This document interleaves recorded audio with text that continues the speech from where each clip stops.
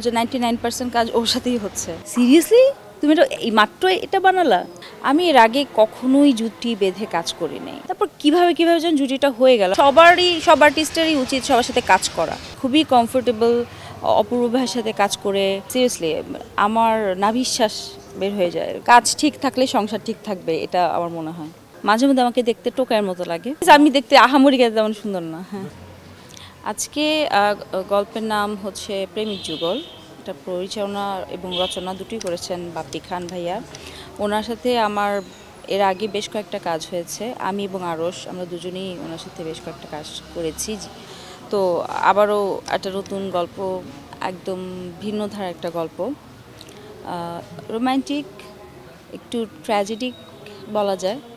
আমার চরিত্র যদি বলি, আমি খুবই সাধারণ নেক্সট ডোর গার্ল টাইপ একটা মেয়ে, যে কিনা মনে করে পৃথিবী অনেক সুন্দর আর খুব সহজেই বিশ্বাস করে মানুষজনকে।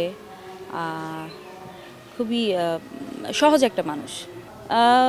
ওর সাথেই যেহেতু আমার এখন আমি বলবো যে 99% কাজ ওর সাথেই হচ্ছে, সেক্ষেত্রে আমি আসলে নতুন করে বলার কিছু নাই। আমি এর আগেও বলেছি, আরশ খান দুর্দান্ত একজন অভিনেতা এবং ওর ওর একটা বিশেষ ব্যাপার যেটা আমার খুব ভালো লাগে, সেটা হলো ও যে কোনো গল্পতেই খুব সুন্দর কিছু ইনপুট দেয় হঠাৎ করে।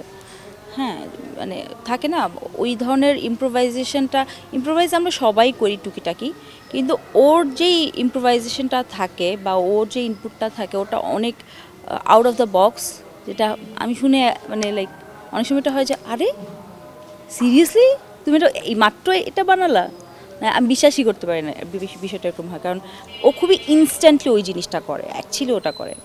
আমি এর আগে কখনোই জুটি বেঁধে কাজ করি নাই। This is for the first time. আমি এই যে কাজ যখন আবার শুরু করলাম, গত বছর ডিসেম্বর থেকে আমি শুরু করেছি, একটা বেশ ভালো একটা ব্রেকে যাওয়ার পর আবার যখন কামব্যাক করি, আমার কাজ শুরুই হয় আবার মোশাররফ ভাইয়ের সাথে কাজ করি। তারপর হচ্ছে একটা ওয়েবে কাজ করি চরকির জন্য, ওটাতে মনোজ প্রামাণিক ছিল আমার কো-আর্টিস্ট।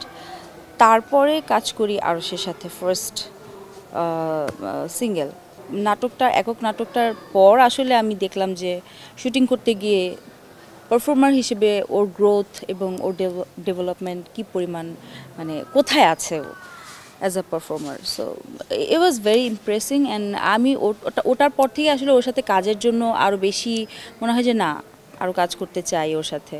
তারপর কিভাবে যেন জুটিটা হয়ে গেল আমি জানি না, বাট আমার এই ওভারঅল আমার মোটামুটি 10 বছর হতে যাচ্ছে।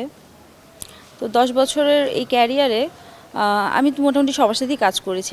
আমার কো-আর্টিস্ট মাহফুজ ভাইও ছিলেন, তকির ভাইও আমার কো-আর্টিস্ট ছিলেন, মোশাররফ ভাই ছিলেন, চঞ্চল ভাই ছিলেন, সবার সাথেই কাজ হয়েছে। অপূর্ব ভাইয়া, নিশো ভাই, জোবান, তসিফ, অ্যান্ড এখন যদি বলি সবচেয়ে আমি তারপরের ব্যাচের যারা আছে তাদের মধ্যে যে আরশের সাথে এখন কাজ হচ্ছে। তো আমি ইরফান সাজ্জাদ, মনোজ প্রামাণিক, সবার সাথে আমার কাজ হতো এবং আমার মনে হয় আমি অনেক বেশি কাজ করেছি আমি ইরফান সাজ্জাদের সাথে। আর এখন যেটা হচ্ছে যে জুটি হিসেবেই কাজ করছি যেহেতু আরশের সাথে, আমি এই ব্যাপারটাতে খুব একটা ইউজ টু না, যার জন্য মাঝে একটু হয়ে যায়। আমার জন্য মনে হয় যে মানে আমার মনে হয় যে আচ্ছা আমি জানি তো কী ডেলিভারিটা দিবে, বা ও জানে আমি এখন কী ডেলিভারিটা দেবো। সো ওই জিনিসটা হয়ে যায়, ভ্যারিয়েশনটা একটু আসে। মানে আমার মনে হয় যে জুটি প্রথা ভালো, বাট সব আর্টিস্টেরই উচিত সবার সাথে কাজ করা। হ্যাঁ, তাহলে হয় কি যে ওই ক্যারেক্টারের ওই ব্যাপারগুলো আরও বেটার ওয়েতে বের হয়ে আসে। কিছু সংখ্যক আছেন যারা হচ্ছে হয়তো বা এই ব্যাপারটাতে কমফোর্টেবল না, আমি আরও কাজ করছি, সেটা আমি সবার কথা বলবো না, বা আমি স্পেসিফিক্যালি কারো নামও বলতে পারবো না। ডেফিনেটলি ওটা তো মানে এখন আমি ওটা ফেস করছি, যেহেতু আমার অন্য কোনো হিরোর সাথে ওভাবে কল আসছে না। আমার সবচেয়ে কাছের বন্ধু আমার বেস্ট ফ্রেন্ড মনোজ প্রামাণিক, এটা পৃথিবীর সবাই জানে। আর কো-আর্টিস্টদের মধ্যে যদি আমি বলি, আমি খুবই কমফোর্টেবল অপূর্ব ভাইয়ের সাথে কাজ করে, ইরফান সাজ্জাদ, নিলয়। আমার সংসার, সংসার তো শুধু সংসার না, মানে বিশাল ব্যাপার। তো এইটা মেনটেন করে আমি যেভাবে কাজ করি অনেক ডিফিকাল্ট, মানে সিরিয়াসলি আমার নাভিশ্বাস বের হয়ে যায় এরকম একটা বিষয়। তো কিছু করার নেই, কাজ তো করতেই হবে। আর সংসারের জন্যই কাজ করি, যেহেতু এটাই আমার আর্নিং, এটাই আমি এভাবেই আমার ব্রেড অ্যান্ড বাটার আমি ইয়ে করছি। তো কাজের জায়গাটা আমার কাছে অনেক বেশি ইম্পর্ট্যান্ট। কাজ ঠিক থাকলে সংসার ঠিক থাকবে, এটা আমার মনে হয়। আমি সবসময় মোটেও সুন্দর থাকি না, মাঝে মধ্যে আমাকে দেখতে টোকার মতো লাগে।